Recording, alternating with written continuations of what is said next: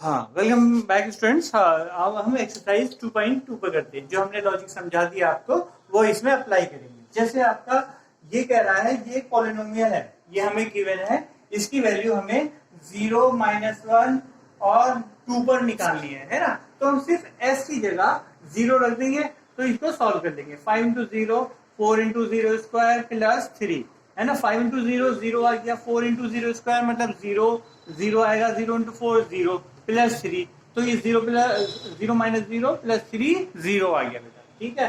Similarly -1 value रखेंगे s की जगह, -1 वैल्यू रखेंगे, तो 5 इंटू -1 -5 और -4 इंटू -1 का स्क्वायर +1 आ जाएगा, +1 इंटू 4 -4 आ जाएगा, +3 ऐसे आएगा। इसको सॉल्व करने के बाद आपका -6 आ गया। P2 में देखिए, इसकी वैल्यू 2 रख देते हैं। पॉलिनोमियल ये लेना है, इस पे वैल्यू 2 ही रखनी है आपको। तो 5 into 2 -4 into 2 square plus 3, 5 into 2 10 हो गया, और 2 2 जा 4, 4 4 16 हो गया है ना। तो 10 -16 प्लस 3, इसको सॉल्व करने के बाद आपका -3 आंसर आता है। ठीक है। नेक्स्ट क्वेश्चन में भी यही कह रहा है कि आपका ये पॉलिनोमियल दे रखे हैं, इसमें 4 पॉलिनोमियल दे रखे हैं, और हर पॉलिनोमियल का आपको 0 पे, 1 पे, 2 पर वैल्यू निकालनी है, हर पॉलिनोमियल की, है ना। तो हम वही करेंगे। यहाँ पे देखिए, ये पॉलिनोमियल दे रखा, तो 0 पे वैल्यू निकालने के लिए y की जगह 0 रख देंगे, क्योंकि ये अब वेरिएबल क्या है, y वेरिएबल है, तो y की जगह 0 रख देंगे। तो 0 का स्क्वायर -0 + 1 बराबर 1, है ना। ये y बराबर 1, अब 1 पे वैल्यू निकालनी है, तो 1 पे रख लेते हैं। P1 कितना हुआ, 1 स्क्वायर -1 प्लस 1, 1 स्क्वायर -1 प्लस 1। इसको सॉल्व करने के बाद ये आपका आ गया 1 स्क्वायर 1 ही रहेगा, 1 + 1 2 -1 1, है ना। सिमिलरली P2 की वैल्यू, इसके वैल्यू 2 रख देंगे, y की जगह 2 रख देंगे, तो 2 स्क्वायर 4 आ गया, 4 - 2 2 + 1 3, है ना। इसको सॉल्व करने के बाद ये 3 आ गया।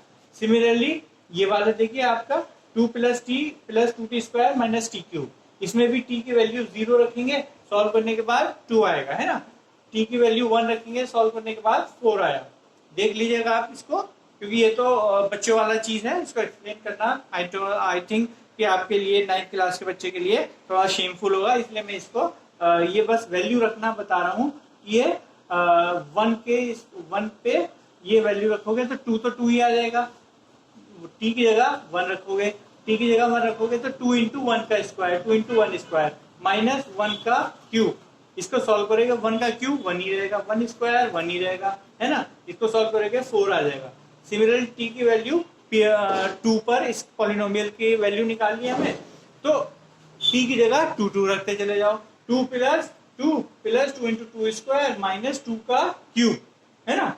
तो इसको सॉल्व करने के बाद ये 4 आ जाता है। नेक्स्ट हम देखते हैं, थर्ड पार्ट में देखिए Pf, ये पॉलिनोमियल दे रखा है x³ आपका, इसको 0 निकालना है, 0 पे वैल्यू निकालनी है, तो P0 है, इसकी जगह 0 रख दोगे, तो 0 का क्यूब 0 रहेगा। ठीक है। 1 रख दोगे तो 1 का क्यूब 1 ही रहेगा, 2 रख दोगे तो 2 का क्यूब 8 आ गया, तो सिंपल, है ना। ये हो गया। नेक्स्ट आपके देखिए Px, ये दे रखा है, ये भी पॉलिनोमियल है। क्यों पॉलिनोमियल है, क्योंकि आप इसको सॉल्व करोगे तो क्या आएगा, देखिए x इंटू x प्लस 1, है ना, -1 इंटू x प्लस 1। इसको सॉल्व करोगे तो x square plus x minus x minus 1, x square, और ये हो जाएगा -1। ठीक है। तो देखो ये भी पॉलिनोमियल आया। तो इस तरह से ये जो दे रखा है, ये भी एक पॉलिनोमियल इन वन वेरिएबल है, क्योंकि पावर मल्टीप्लाई होंगी तो आपके पावर्स में होल नंबर्स ही आएंगे, और वेरिएबल एक ही है, इसलिए पॉलिनोमियल इन वन वेरिएबल ये भी कहलाएगा। तो इस या तो इसमें वैल्यू रख दीजिए, या इसको सॉल्व करने के बाद ये जो पॉलिनोमियल मान रहे हो आप, इसमें वैल्यू रख दीजिए, दोनों के आंसर सेम ही आएंगे। जैसे P0 की वैल्यू रखो, तो इसकी जगह 0 रख दोगे, कितना आएगा, 0 - 1, 0 + 1, 0 - 1 -1, 0 + 1 1, -1 इंटू 1 -1। ठीक है। ये यहाँ पे रखो, इस पे वैल्यू रखो, 0 का स्क्वायर -1, 0 का स्क्वायर 0, ये हो गया -1। देखिए सेम आंसर आए। ठीक है। इसी तरह P1 1 माइनस 1 0, तो 0 से तो कोई भी मल्टीप्लाई होगा तो 0 ही आएगा। तो यहाँ पे भी 1 रखने पर 0 आना चाहिए। तो 1 का स्क्वायर माइनस 1, तो 1 का स्क्वायर 1 माइनस 1 बराबर 0। देखिए ये आंसर और ये आंसर सेम है ना। तो चाहे इस स्टेप की वैल्यू रख लो या इसमें वैल्यू रख लो, मोर और लेस सेम ही थिंग होता है। सिमिलरली P2 की value 2 minus 1 into 2 plus 1, 2 minus 1 1, 2 plus 1 3, 1 into 3 3 आपका ये आ गया। ठीक है, ये बात समझ आ गई।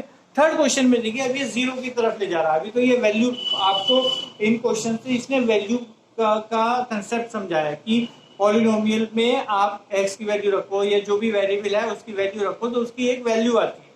ठीक है, नेक्स्ट अब हमें देखना है, थर्ड क्वेश्चन में ये कह रहा है कि जो आपका पॉलिनोमियल दे रखा है और पास में एक s की वैल्यू दे रखी है ना, तो ये पूछ रहा है कि ये इसका 0 है कि नहीं है।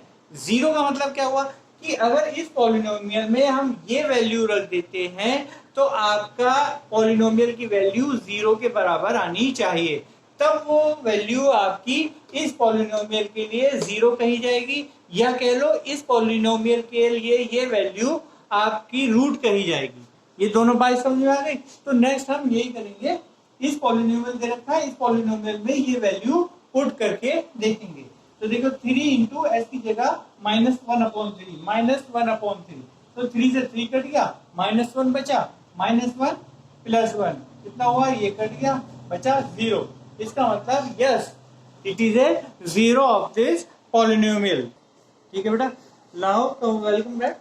इसमें देखिए बेटा Px 5x माइनस 5 दे रखा है सेकंड वाले में, और s की वैल्यू 4/5 दे रखी है। ये हमें चेक करना है कि इस वैल्यू पे आपका ये जो है 0 होता है कि नहीं होता है ना।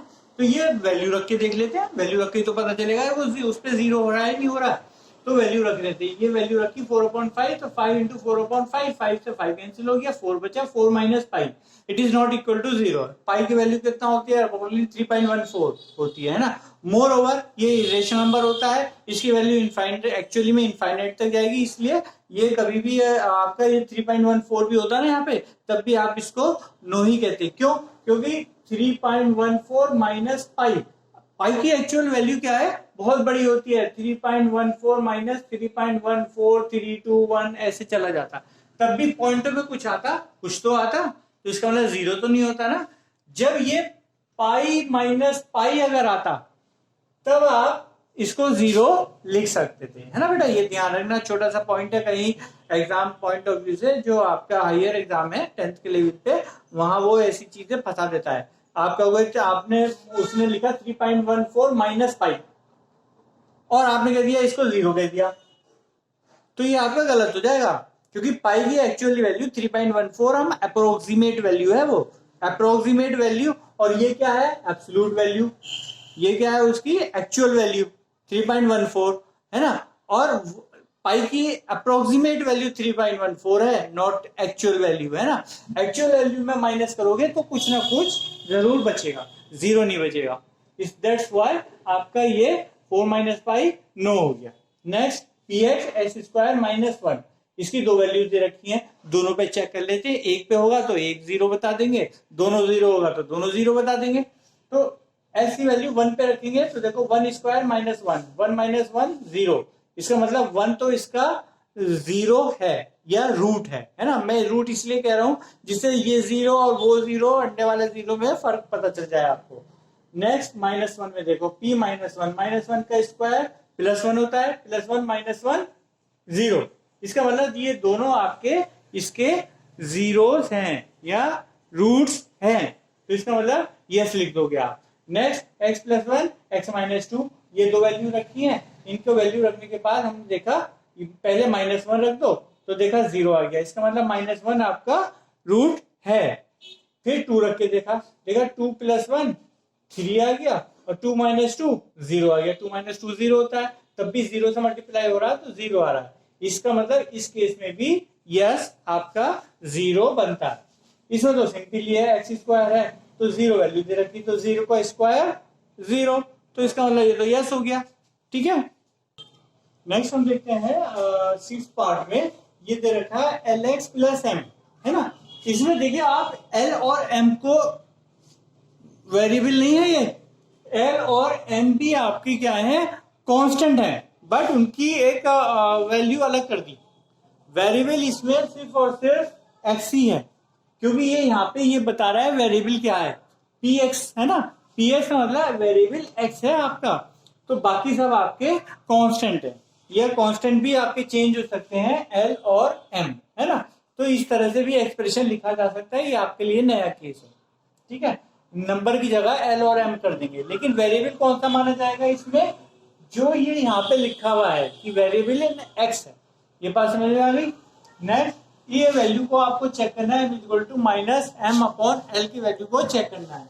तो पी की जगह ये रख, एस की जगह ये वैल्यू रख देते हैं। ये वैल्यू रखने के बाद l into minus m upon l plus m, और एल से एल कैंसिल हो गया, क्या बचेगा minus m plus m, minus m plus m zero, इसका मतलब यस।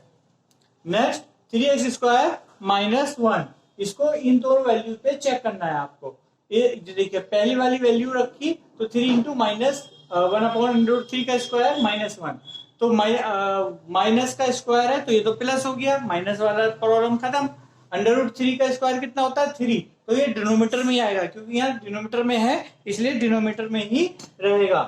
तो ये 1/3 आया, तो 3 से ये 3 कैंसिल हो गया, तो ये आपका 1 आया, 1 माइनस 1 0, इसका मतलब ये तो यस, ये वाला -1 अपॉन √3 तो इसका 0 है या रूट है, ठीक है। नेक्स्ट, 2 अपॉन √3 में देखिए 3 इंटू 2 अपॉन √3 का स्क्वायर माइनस 1, तो इसका स्क्वायर कितना होगा 4 अपॉन 3, तो 3 इंटू 4 अपॉन 3 माइनस 1, 3 से 3 कैंसिल, 4 माइनस 1 3, इसका मतलब ये 0 नहीं आया, इसका मतलब ये इसका रूट नहीं है। ये बात समझ में आ गया, ये इसका रूट नहीं है, ये इसका रूट है।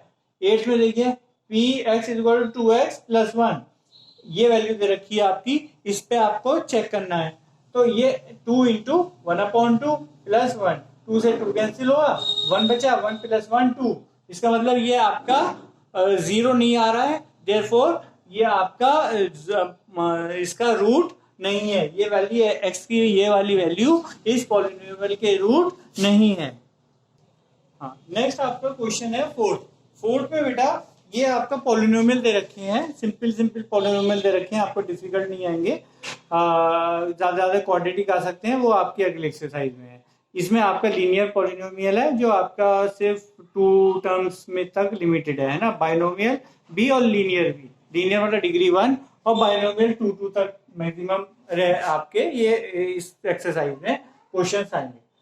इसमें देखिए फर्स्ट में आपका ये 0 निकालना है, इस पॉलिनोमियल का 0, इसका मतलब ऐसी वो वैल्यू निकालनी है जो यहाँ पे रख के उसको 0 कर दे।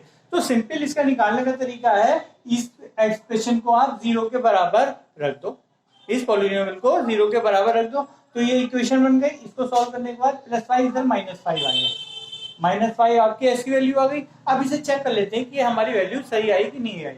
इसका मतलब p-5 हम निकाल के देखते हैं, p-5 क्या होगी, x की जगह -5 रख दीजिए, -5 + 5, देखिए ये कैंसिल आउट हो गया 0। इसका मतलब हमारा आंसर सही है और हमारा निकालने का तरीका भी सही है। ये बात समझ में आ गई। नेक्स्ट, अब आप फौरन सब करते चले जाइए। px = x - 5, इसका मतलब x - 5 बराबर 0, इसका मतलब ये -5 इधर आ गया, x = +5 इज ए 0 या root of the polynomial. Next, 2x + 5, तो 2x + 5 बराबर 0, ये +5 इधर जाके -5 हो गया, 2x = -5, तो और फिर ये 2 मल्टीप्लाई में है और इधर जाके डिवाइड हो जाएगा, तो x बराबर -5/2। ये चीज समझ में आ गई, क्योंकि जो इधर मल्टीप्लाई में होता है इक्वल टू का दूसरी साइड जाके डिवाइड में हो जाता है ना। सिमिलरली ये देखिए 3x - 2, तो 3x - 2 बराबर 0, 3x - 2 इधर जाके इक्वल टू के +2 हो जाएगा और 3 ये नीचे चला जाएगा, तो x = 2/3। ठीक है, किसी भी वैल्यू पे यहाँ पे आप सब्स्टिट्यूट करके देख लीजिए 0 ही आ रहा होगा। ठीक है, इसका मतलब हमारा आंसर सही निकल रहा है।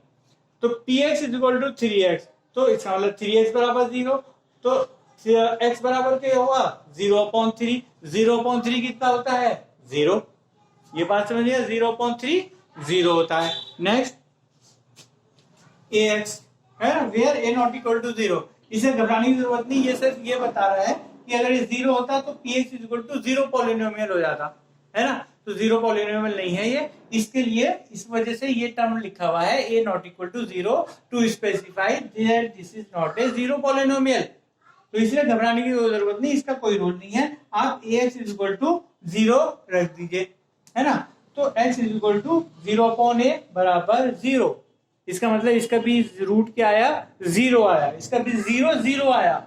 ये बात प्रॉपर मैं आप कहूंगा 0 0 आया, मतलब अब जो मेरा 0 के टर्म्स है वो दोनों अलग अलग स्पेसिफाई होगा। इसका 0, इस पॉलिनोमियल का 0 0 आया, ठीक है, ये बात समझ आएगी। नेक्स्ट cx प्लस टी, इसमें भी आपका ये बता रहा है कि c और d आपके कांस्टेंट है, ये 0 0 नहीं है। 0 0 होते तो ये 0 पॉलिनोमियल हो जाता। तो उस पॉसिबिलिटी को हटाने के लिए, जिससे आपका 0 पॉलिनोमियल के आपके इनफाइनाइट रूट्स होते हैं एनी रियल नंबर, तो इसलिए उस पॉसिबिलिटी को हटाने के लिए यहाँ पे c नॉट इक्वल टू 0 और d भी ये बता रहा है non zero, some non zero value है, ठीक है। तो इसलिए इस क्वेश्चन का मैं ये इसका कोई पार्ट नहीं होता, ये सब ये बचाने के लिए कि इस बताने के लिए कि इस क्वेश्चन में जो एक्सप्रेशन दे रखा है आपको, जो पॉलिनोमियल दे रखा है वो 0 पॉलिनोमियल नहीं है। इसका मतलब इसका इनफाइनाइट सॉल्यूशन नहीं निकलेगा, कोई ना कोई स्पेसिफिक सॉल्यूशन निकलेगा। स्पेसिफिक क्यों निकलेगा, क्योंकि ये लीनियर पॉलिनोमियल है, इसका वन और वन सॉल्यूशन निकलता है, ओनली वन सॉल्यूशन। ये हमने पिछले इंट्रोडक्शन में समझा दिया था, लीनियर का वन निकलता है, इसका मतलब इसका भी सॉल्यूशन निकलेगा, यूनिक वन सॉल्यूशन निकलेगा इसका। तो इसको भी 0 के बराबर कर दीजिए, cx प्लस टी बराबर 0। x की वैल्यू निकालनी है हमें, क्योंकि वेरिएबल क्या है आपका, x वेरिएबल है। तो आपका cx बराबर d इधर चला गया, माइनस डी आ गया, और फिर ये c नीचे चला जाएगा, माइनस डी अपॉन सी, ठीक है। तो सिंपल एक्सरसाइज है, I hope you have understood. और कोई प्रॉब्लम हो तो आप कमेंट बॉक्स में लिख दीजिए। Thank you and have a nice day.